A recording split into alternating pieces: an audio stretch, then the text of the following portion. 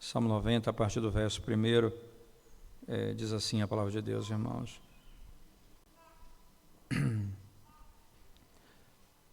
Senhor, Tu tens sido o nosso refúgio de geração em geração. Antes que os montes nascessem e se formassem a terra e o mundo, de eternidade a eternidade, Tu és Deus. Tu reduzes o homem ao pó e dizes, tornai filhos dos homens, pois 1000 anos aos teus olhos são como o dia de ontem, que se foi, e como a vigília da noite. Tu os arrastas na torrente, são como um sono, como a relva que floresce de madrugada. De madrugada viceja e floresce, à tarde murcha e seca. Pois somos consumidos pela Tua ira, e pelo Teu furor conturbados. Diante de Ti puseste as nossas iniquidades, e sob a luz do Teu rosto os nossos pecados ocultos. Pois todos os nossos dias se passam na Tua ira, acabam-se os nossos anos como um breve pensamento. Os dias da nossa vida sobem a 70 anos, ou em havendo vigor a 80.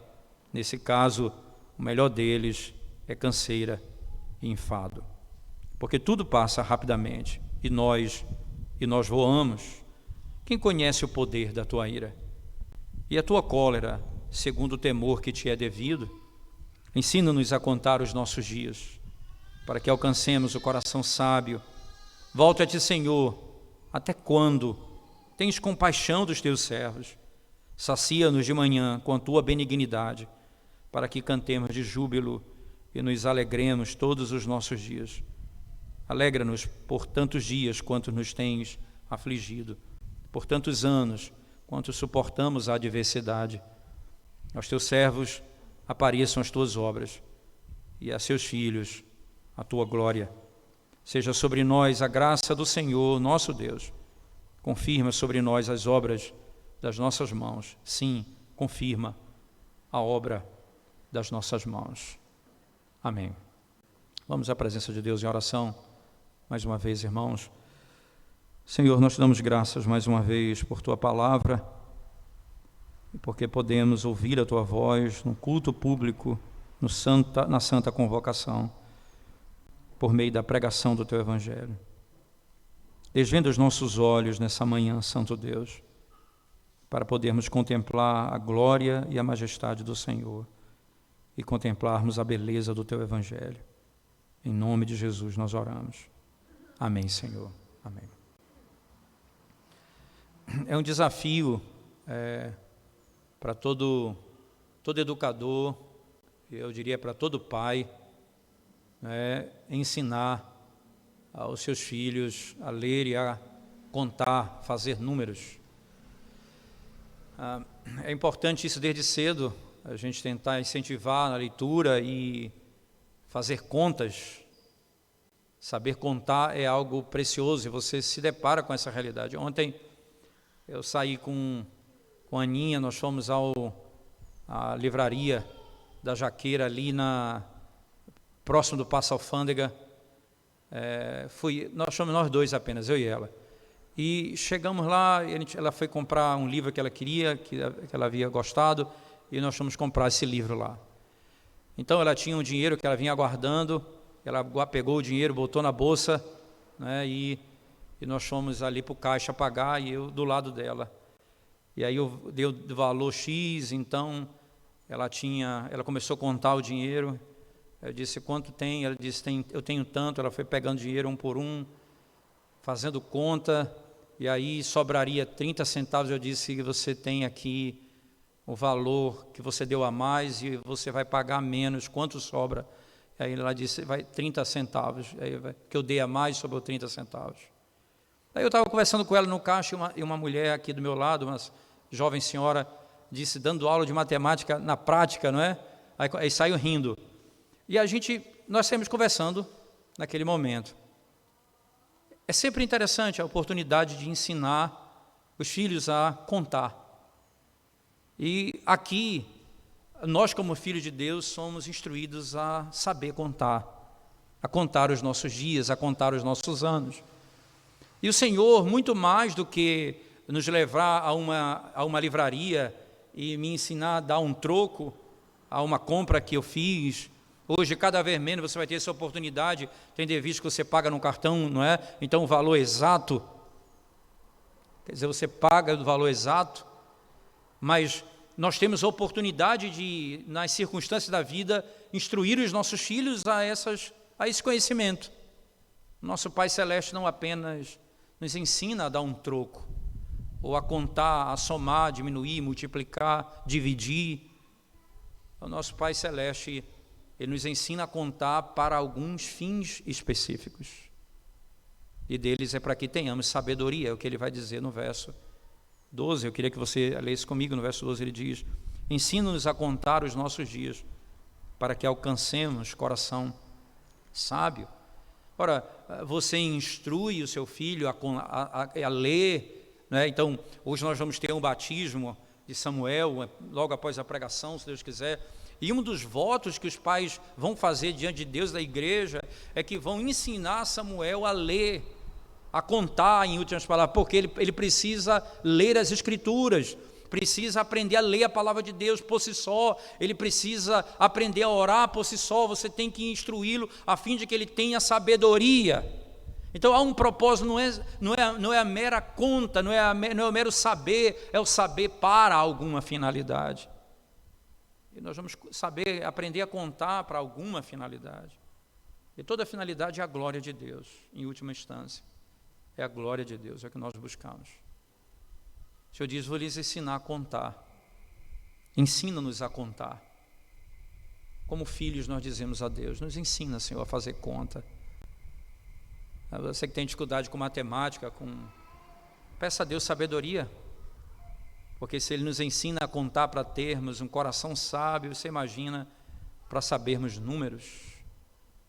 Ele vai nos ensinar, Ele vai nos ajudar, Ele vai nos socorrer. Nós podemos orar para Ele. Então, você criança que tem dificuldade, peça a Deus, ore a Deus, peça a Ele. E o salmista diz: ensina-nos a contar, ensina-nos a contar os nossos dias, para que alcancemos o coração sábio.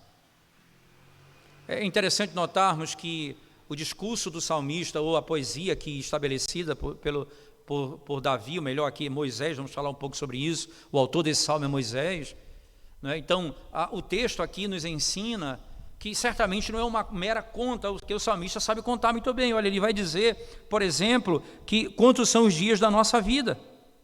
Ele diz assim, não é, nos versos anteriores, ele vai dizer que 70 anos, no máximo 80, o que passar disso é canseira e enfado. Verso 10, ele diz: olha, os dias da nossa vida sobem a 70 anos, ou em havendo vigor a 80. Veja, ele sabe contar muito bem, ele sabe contar. Então a conta que ele está nos ensinando é como saber viver durante os anos da nossa vida. Não é simplesmente saber quantos dias de vida eu tenho, mas como viver todos os dias da minha vida. Ele diz: eu tenho 70, eu posso ter 70, no máximo 80, e o que passar disso é canseira e enfado, porque tudo passa rapidamente e nós voamos. Ele sabe contar, ele fala dos dias. Veja, até quando ele trata do juízo, ele diz assim, verso 15: alegra-nos por tantos dias quantos nos têm afligido. Ele sabe os dias que eles sofreram no cativeiro, os dias que ele deseja ser abençoado por Deus. Ele diz: por tantos anos quantos suportamos a adversidade. A mesma coisa ele sabe. Entenda, irmãos, o que ele está pedindo a Deus é mais do que saber quantos anos ele terá ou como fazer conta. É ser sábio. Ensina-nos a contar os nossos dias, para que alcancemos o coração sábio. E por falar em tempo, não é à toa que o Salmo começa falando de eternidade. É só assim que eu vou aprender a contar, quando eu me deparo com a minha vida, que é rápida e passageira, com a finitude da minha vida, eu me deparo com a eternidade e a infinitude de Deus. O salmista começa no verso 1 dizendo, por falar em conta, ele diz: Senhor, Tu tens sido o nosso refúgio de geração em geração, antes que os montes nascessem e se formassem a terra e o mundo, de eternidade a eternidade, Tu és Deus. Me ensina a contar nessa realidade. Os meus dias são contados. O Senhor é eterno. Como vivo eu diante dessa realidade?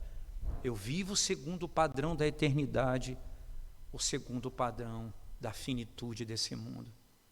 Como alguém que tem dias contados vive nesse mundo? Eu só posso alcançar sabedoria se essa conta bater eternidade com meus anos de vida. Como eu relaciono isso? E esse é o trabalho do salmista, ele vai fazer isso de maneira belíssima. Essa é a nossa intenção, mostrar para vocês como essa conta bate. Ela não é possível de se fechar nos termos da nossa capacidade de entender o tempo, uma vez que se fala de eternidade. Eternidade não tem princípio, não tem fim. Nós falamos de 70, 80, como o que vive nessa terra vive em relação à eternidade. Como o que vive nessa terra vive em relação à eternidade. Esse salmo, irmãos, você olhar direitinho no Salmo 90, olhar para a sua Bíblia, você vai ver que ele inicia o livro 4, está vendo? Ele é o livro 1 do livro 4.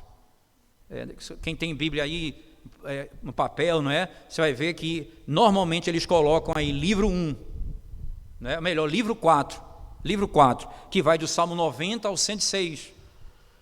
E o que é que acontece, o que é que está acontecendo aqui nesse momento tão importante? E quem é o autor desse salmo? Oração de Moisés, homem de Deus.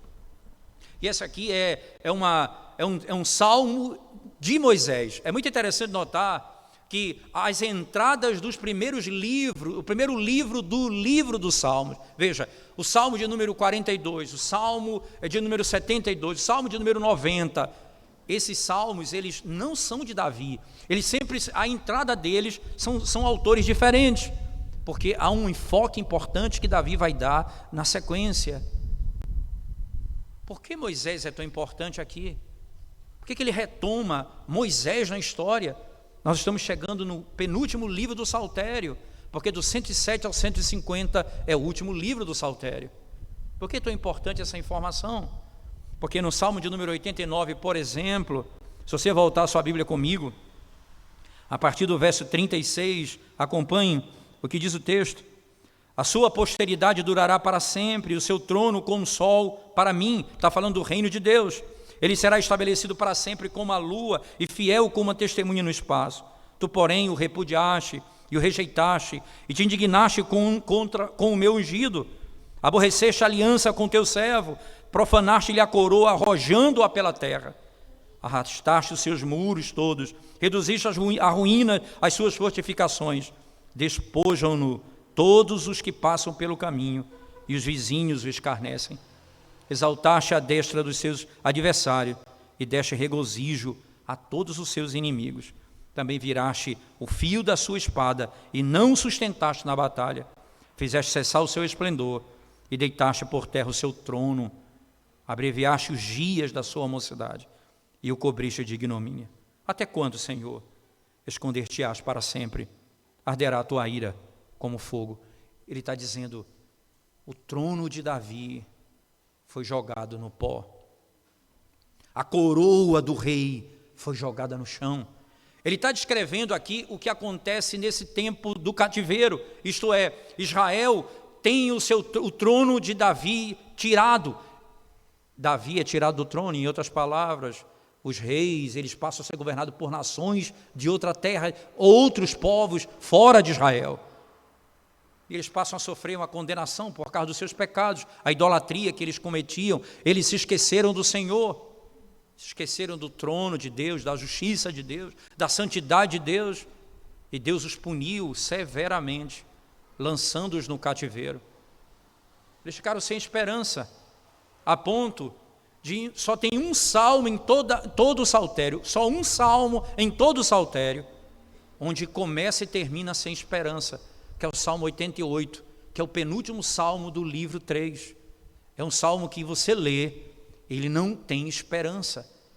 A morte e o sofrimento e a destruição é a única certeza do salmista. Eles perderam a esperança. Essa é a época da linguagem do cativeiro, como por exemplo, Ezequiel 37, verso 11, o profeta diz: esses ossos, ó Israel, esses ossos, ó filho do homem, são toda a casa de Israel.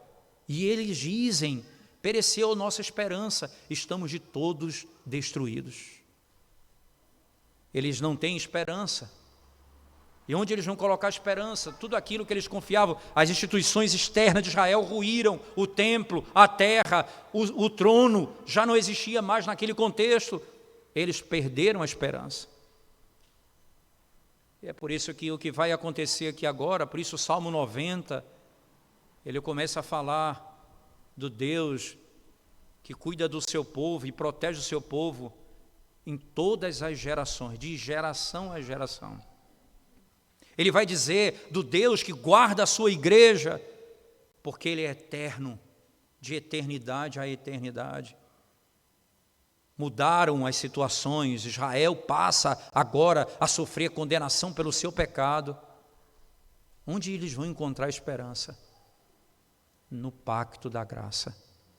O Deus que perdoa o pecado do seu povo.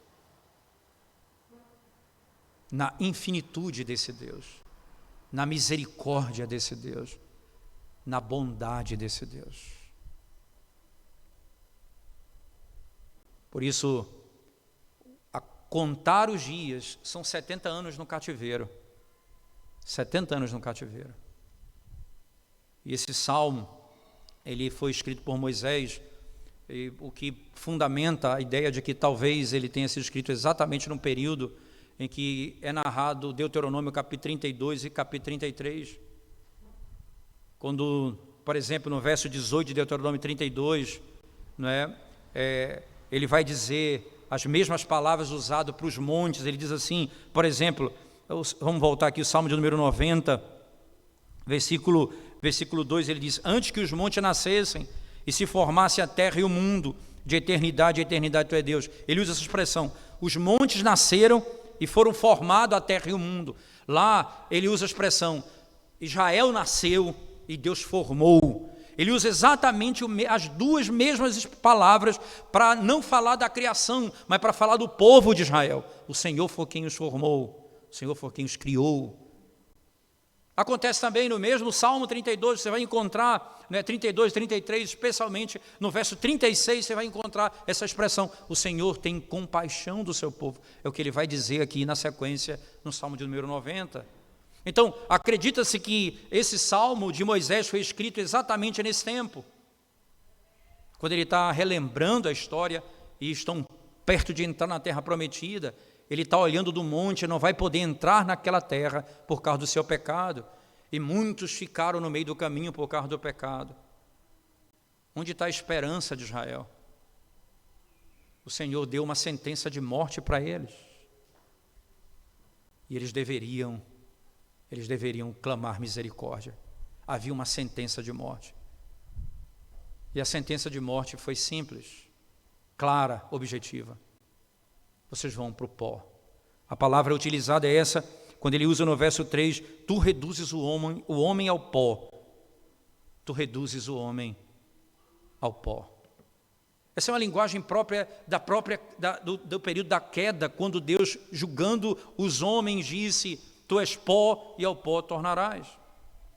Há uma sentença de morte. E nesse sentido, entenda, o que está acontecendo aqui, da destruição dada pelo cativeiro babilônico, trazendo a história do povo que foi liberto do cativeiro egípcio, e Moisés sendo o grande padrão aqui a ser utilizado, a linguagem que ele utiliza fala do primeiro cativeiro.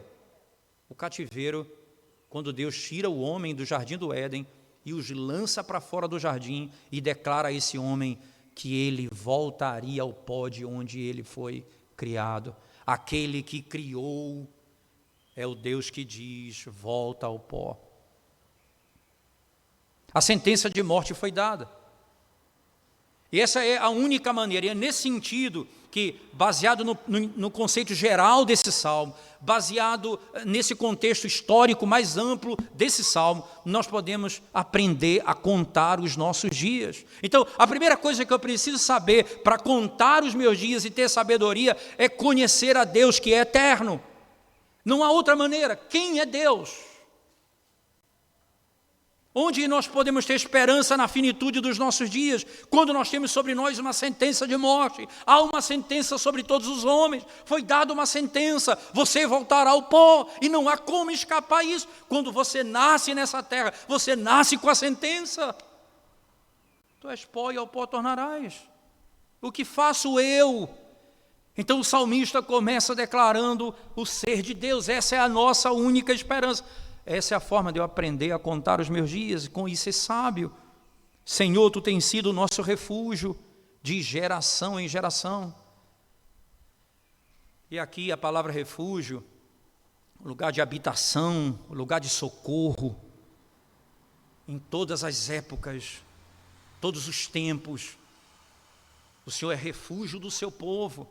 O Senhor não é nosso refúgio agora.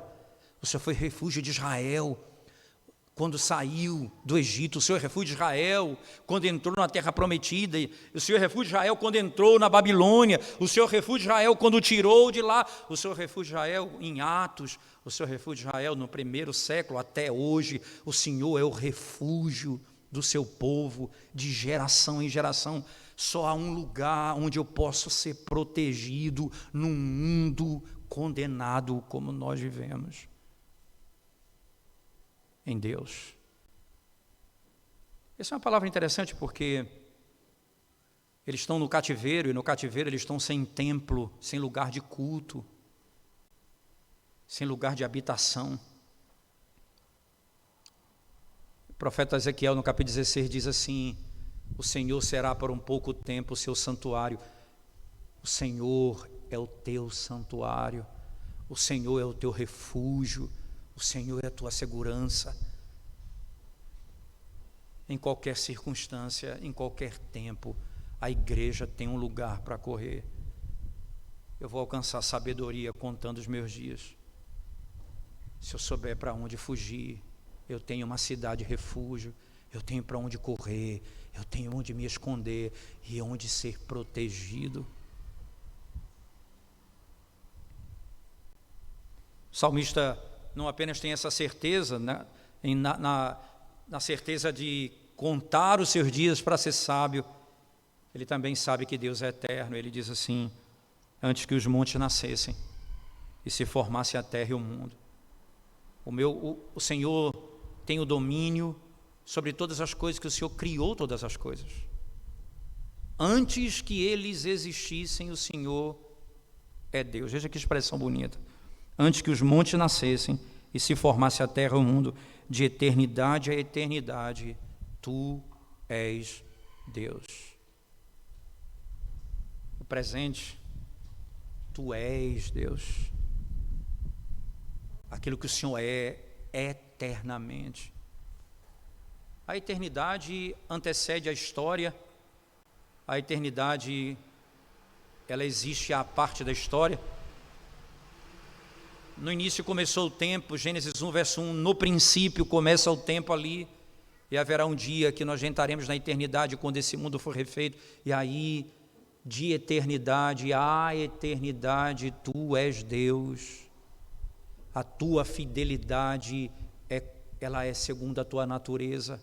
A Tua misericórdia é segundo a Tua natureza, a Tua bondade é segundo a Tua natureza, a Tua justiça é segundo a Tua natureza, de eternidade a eternidade. Tudo que o Senhor é eterno, por isso os atributos dele são eternos, não há como mudar isso. E o salmista lembra do pacto, e por isso o Salmo 89 encerra o livro 3, quando ele diz: eu fiz um juramento a meu servo Davi e não mentirei, eu terei misericórdia do meu povo.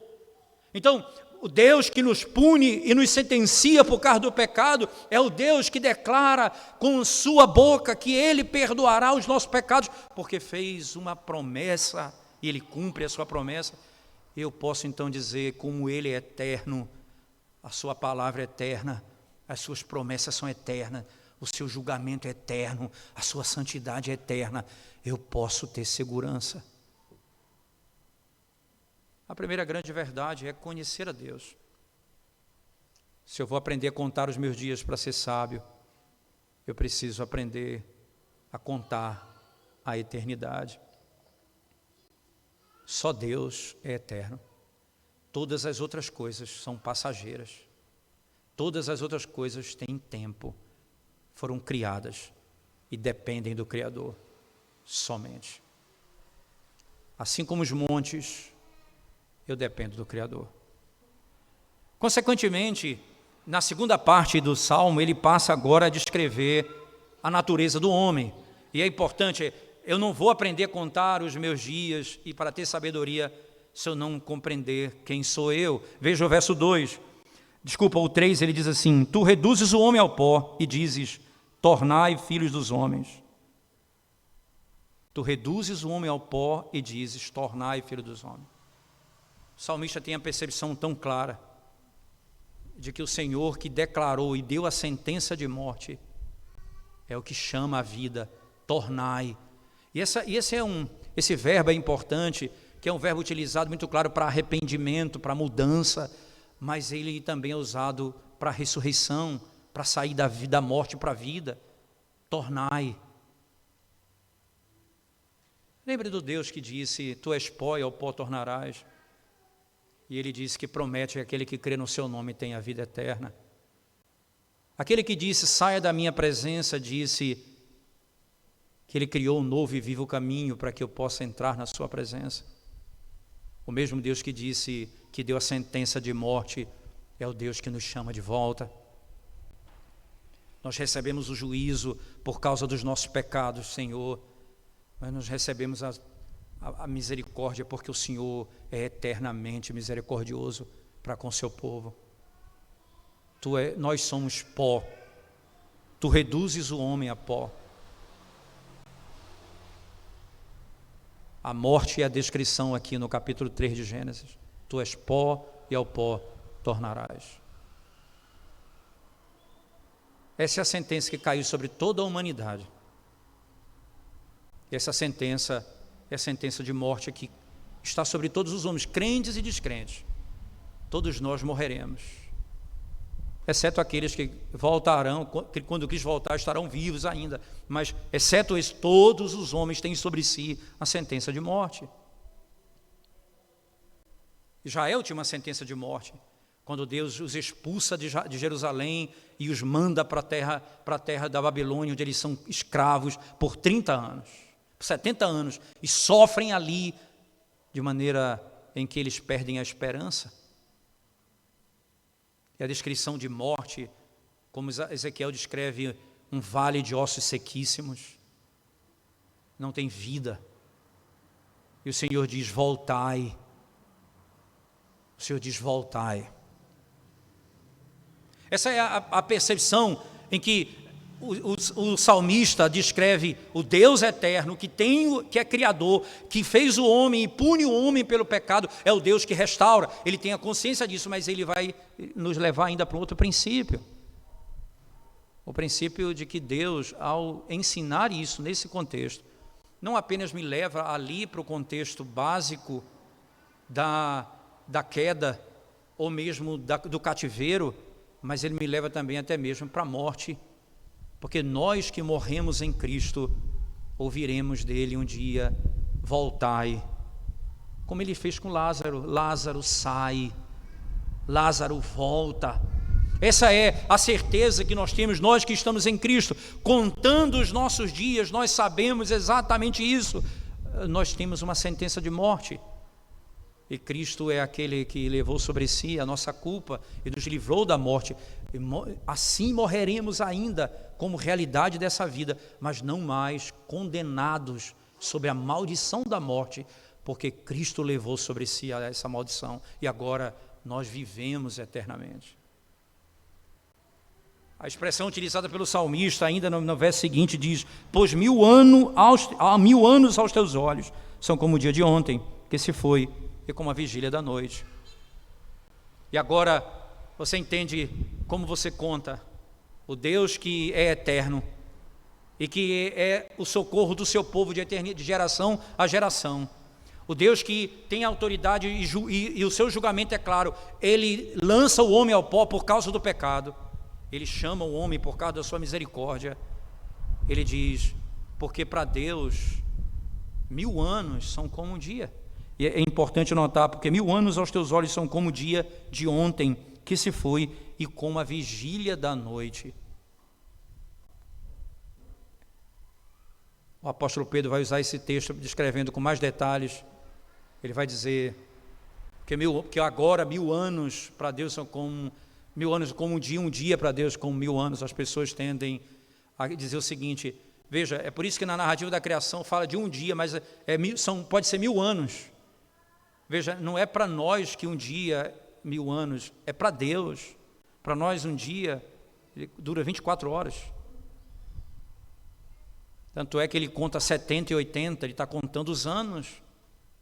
Ele diz para Deus, para nós 70 são 70 anos, para Deus 1000 é como se fosse uma vigília da noite, porque para Deus não há tempo, o passado, o presente e o futuro estão diante dos seus olhos, não há tempo para Ele.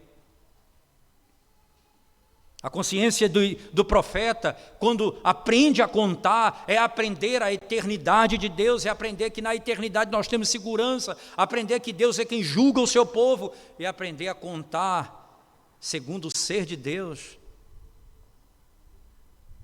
Para Deus, diferentemente para mim, 1000 anos para Deus é como a vigília da noite. O Senhor vai conduzindo a história dessa maneira. E na sequência, por favor, no versículo 5 ele diz, tu os arrastas na torrente, são como um sono, como a relva que floresce de madrugada. De madrugada viceja e floresce, à tarde murcha e seca, pois somos consumidos pela tua ira e pelo teu furor conturbados.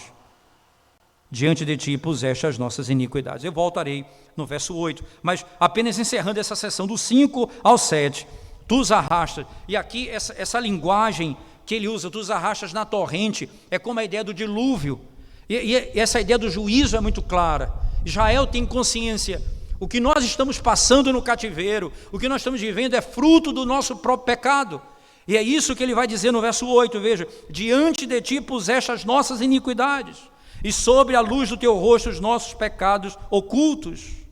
Os nossos dias se passam na tua ira. Eles têm consciência agora, e é importante, ao descrever o que Deus está fazendo e mostrando o sofrimento deles, que tudo isso que eles estão passando é fruto dos seus próprios pecados. Eu aprendo a contar os meus dias sabendo que aquilo que eu tenho e recebo é fruto da minha própria fraqueza, do meu próprio pecado. E todo bem que eu recebo é fruto da misericórdia e da bondade de Deus. É por isso que é normal nós culparmos a Deus, é normal no sentido do pecado, é natural o homem culpar a Deus pelos seus próprios erros e tentar atribuir a Deus a falha e a falta que é sua. O salmista descreve, o Senhor os pune, o Senhor os arrasta na torrente.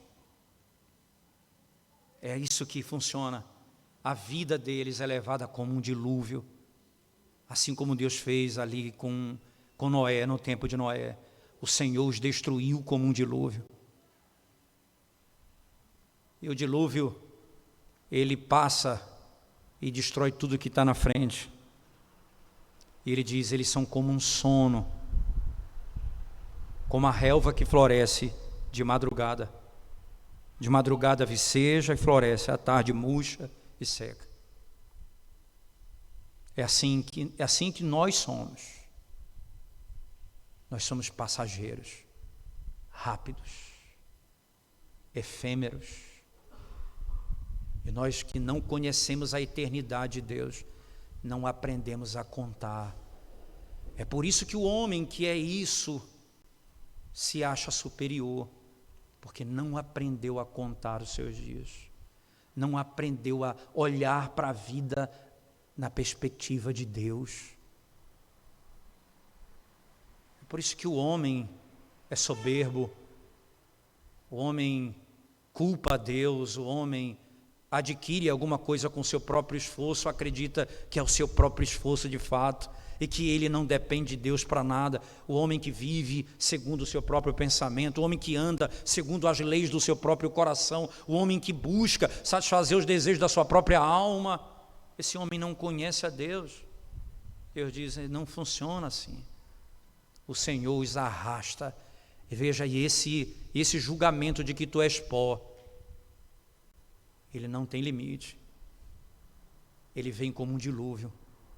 E ele mostra para você, de manhã cedo, você pode nascer e no final do dia morrer, como a erva do campo. Se eu quero ensinar os meus filhos a contar, eu preciso contar para eles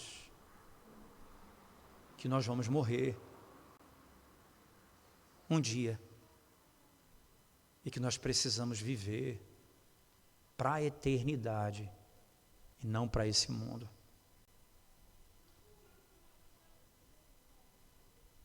Se eu preciso e devo ensinar meu filho a contar, eu preciso que ele conte, sabendo que 1000 anos para Deus é como uma vigília da noite. 70 e 80 para mim são 70 e 80. Mas se eu não viver na eternidade esses anos, não tem como escapar, porque por mais gloriosa que seja a minha estada nessa terra, como uma torrente, o Senhor nos alcançará. A morte chegará a todos os homens dessa vida. Mas o salmista, ele não pensa apenas assim, veja, ele não olha para o Deus que descreve o homem dessa forma tão passageira, ele diz assim, é porque Deus faz assim mesmo, ele criou o mundo assim. Ele diz, não, é por causa dos nossos pecados. E aí, agora onde vem a sabedoria? Se eu não reconhecer isso, eu não entendo a vida. E aí ele diz no verso 8, perceba, diante de ti puseste as nossas iniquidades, e sob a luz do teu rosto os nossos pecados ocultos, pois todos os nossos dias se passam na tua ira, acabam-se os nossos anos como um breve pensamento. O salmista tem certeza, diante de ti puseste as nossas iniquidades. Não há ninguém justo diante de ti, Senhor. Não há ninguém que possa dizer que é bom diante de Deus. Os nossos pecados estão diante dele. É interessante que aí, nessa conta, nessa matemática que eu estou ensinando, e que a palavra de Deus está nos ensinando, eu preciso saber da eternidade.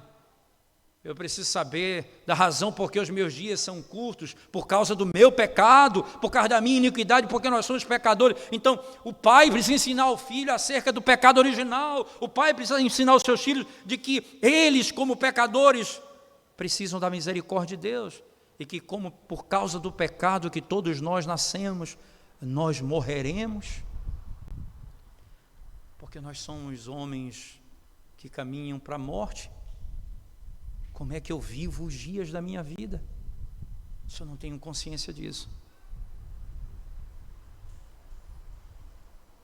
E é interessante que a psicologia moderna, ela vai acabar levando você para outro extremo, dizendo que você não deve falar dessas coisas para a criança. Isso vai causar um trauma nela. Nosso Pai Celeste não pensou assim. Ele diz que eu preciso aprender e Ele vai me ensinar. Ele vai me ensinar. E a maneira que Ele nos ensina é por meio da sua própria palavra.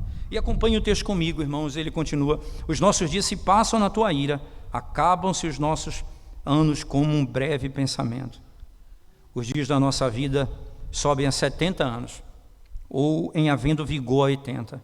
Neste caso, o melhor deles é canseira e enfado, porque tudo passa rapidamente e nós voamos. Quem conhece o poder da tua ira? E a tua cólera segundo o temor que te é devido. Essa tradução no verso 11, ela é bem... É difícil até de entender o que ele está querendo dizer aqui. Ele diz, ora, quem conhece o poder da tua ira e a tua cólera segundo o temor que te é devido?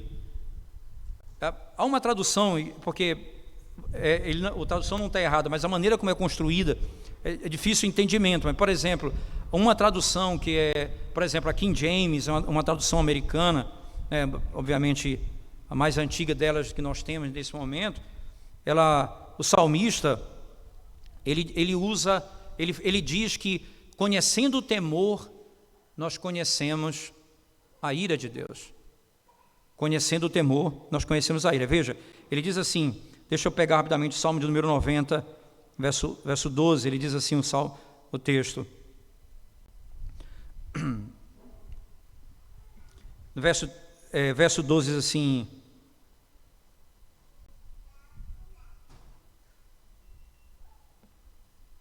Verso 11, quem conhece o poder da tua ira? Não é? Ele diz, de acordo com o temor, assim é a tua ira. De acordo com o temor, assim é a tua ira.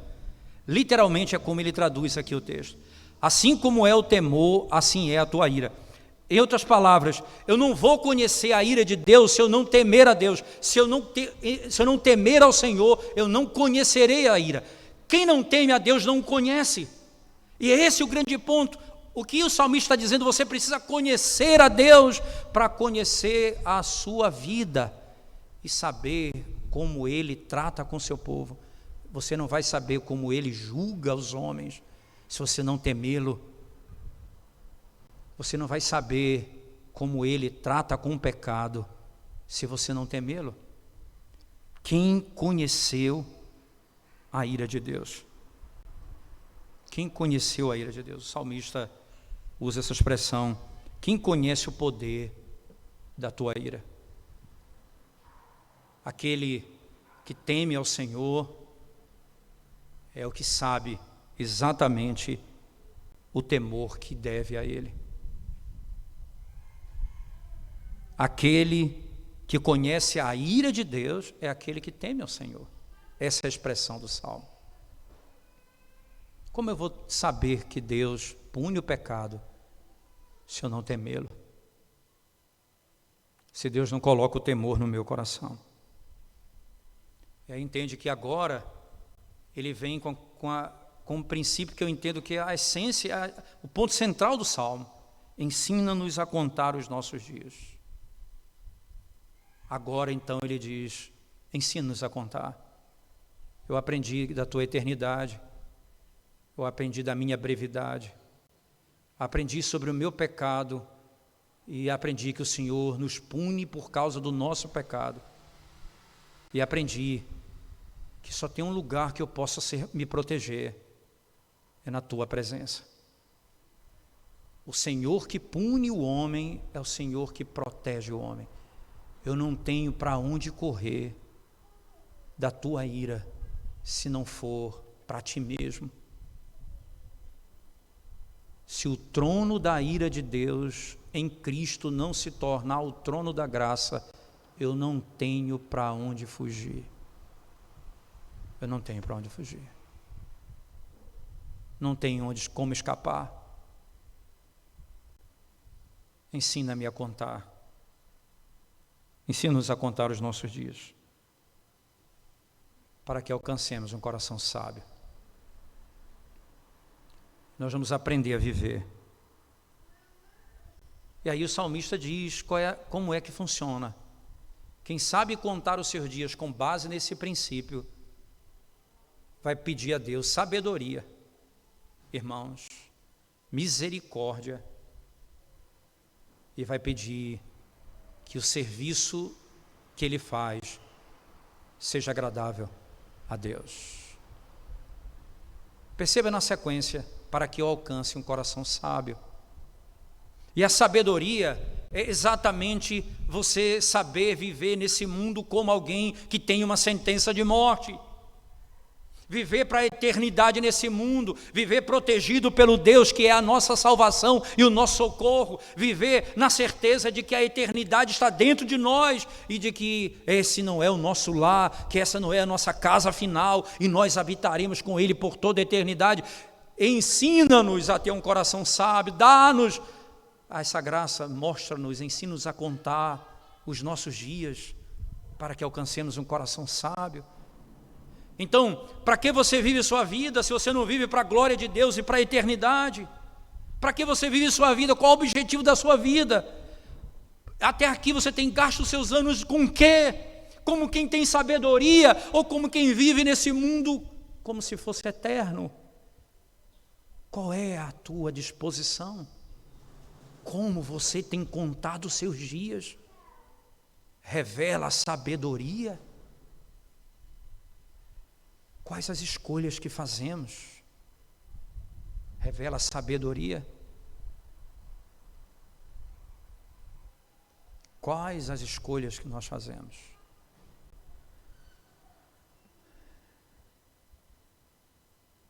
Eu vejo, irmãos, isso. Pai, você que ensina seu filho a contar, não ensina, você não, talvez não tenha ensinado ele a contar para que tenha um coração sábio como o Senhor Deus nos ensina. Pai, você que tem gastado tempo ensinando seu filho a pensar, a ler, talvez não tenha ensinado ele a ter um coração sábio. Porque até mesmo nas suas prioridades você ensina ao seu filho que as coisas da eternidade ficam em segundo plano.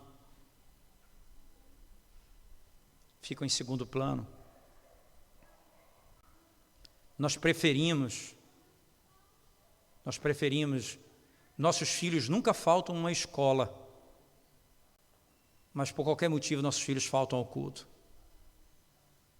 Nossos filhos não faltam um aniversário de amigos no domingo, mas nossos filhos por qualquer motivo faltam à igreja. Eu posso ensiná-los a contar, mas não estou ensinando eles a sabedoria. Eles precisam aprender a viver para a eternidade. E o que é prioridade, você precisa ensiná-los. O que é prioridade. Qualquer motivo, você não vem à casa do Senhor. Qualquer motivo você não vem à casa do Senhor. Você está ensinando o seu filho a ser sábio. Ensine ele a eternidade, ensinando-o a guardar o dia que representa a eternidade, o dia do Senhor, amando esse dia, adorando a Deus nesse dia. Esse é o princípio fundamental. Outro aspecto importante é, para que eu quero contar? Você ensina o seu filho matemática, português, para que ele saiba tanta coisa. O Senhor quer que você tenha um coração sábio. Segundo, que você saiba, conhecendo a Deus, a correr em busca de misericórdia. Ele diz no verso 14, verso 13, volta-te, Senhor, até quando? Tem compaixão dos teus servos. Tem compaixão dos teus servos. Ensina-nos a contar. Nós corremos para o Deus que é cheio de misericórdia, o nosso refúgio, e nós dizemos: tem misericórdia de nós, porque temos pecado contra ti e temos vivido para nós mesmos.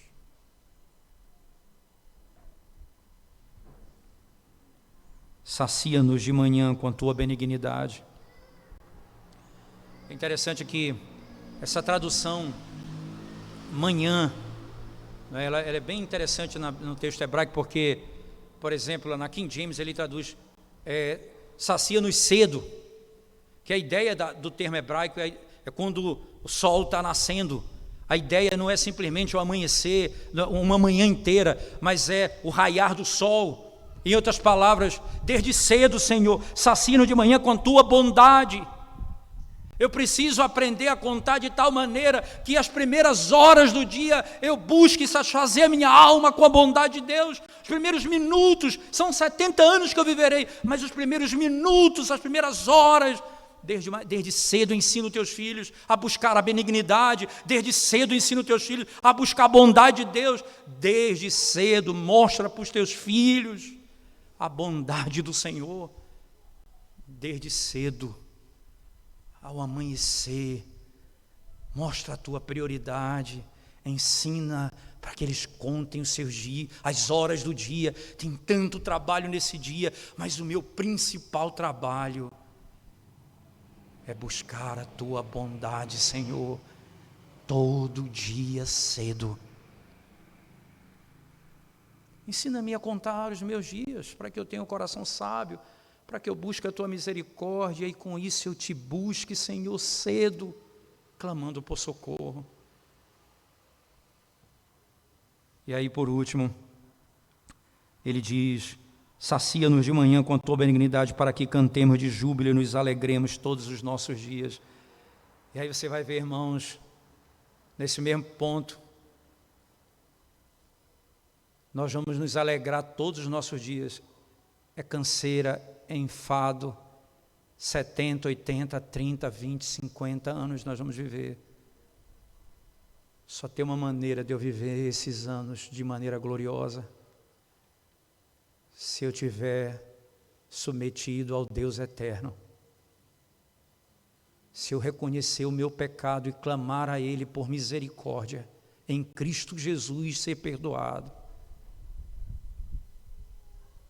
Ele encherá a minha alma, veja, de alegria e júbilo.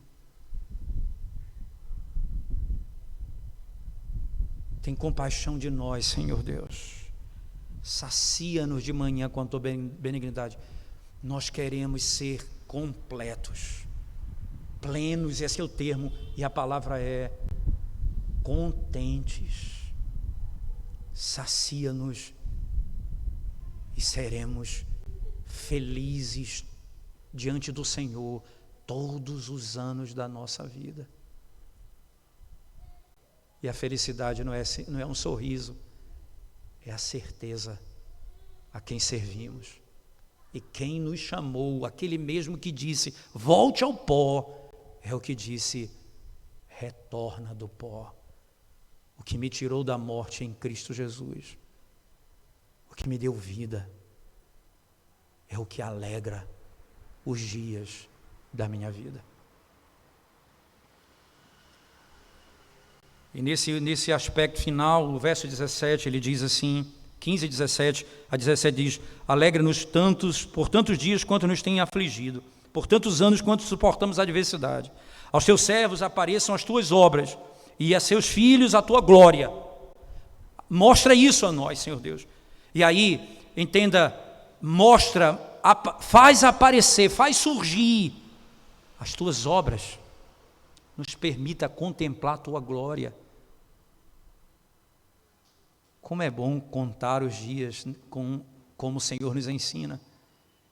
Eu vou ver a bondade de Deus nas obras de Deus, a providência de Deus, no sofrimento, na dor, na alegria, na tristeza. O Senhor me permite ver a glória dEle, onde os homens não conseguem ver a glória. Aí ele diz: agora eu quero te servir, por fim. Seja sobre nós a graça do Senhor, confirma sobre nós as obras de nossas mãos. Sim, confirma a obra das nossas mãos. Porque com a tua graça, Senhor, somente com a tua graça, nós poderemos fazer aquilo que agrada ao teu nome. Nós poderemos não apenas ensinar e aprender, mas praticar aquilo que agrada ao teu nome. Sem a tua graça, nós não poderemos fazer. Eu preciso contar os meus dias, para que eu tenha um coração sábio. O salmista nos mostra com uma beleza inequívoca, irmãos, como que num contexto de cativeiro e de falta de total esperança, ele pensa num coração satisfeito de alegria, ele pensa no Deus cheio de misericórdia, e ele anseia por fazer a vontade de Deus segundo a vontade de Deus. É o desejo do coração dele. Nos dias da nossa vida que o Senhor nos conceder nessa terra, assim aprenderemos a ter um coração sábio, se aprendermos a contar os nossos dias, como o Senhor nos ensina a contar. Qual é o desejo do seu coração? O que você mais deseja aprender nesses dias? Deseja aprender a contar os seus dias, para que você tenha e alcance sabedoria. Vamos orar ao Senhor mais uma vez, irmãos, curvemos nossa cabeça. Nós te damos graças, ó Deus, por tua palavra e pelo privilégio que o Senhor nos concede de podermos ouvir a tua voz nessa manhã e sermos desafiados a olharmos para a nossa vida na perspectiva da glória e da eternidade. Abençoa aqueles que nos ouvem e nos escutam nessa manhã, o teu povo aqui. Que o teu Espírito, pelo poder dele, ele possa falar o nosso coração, mudando a nossa sorte para a glória do teu nome.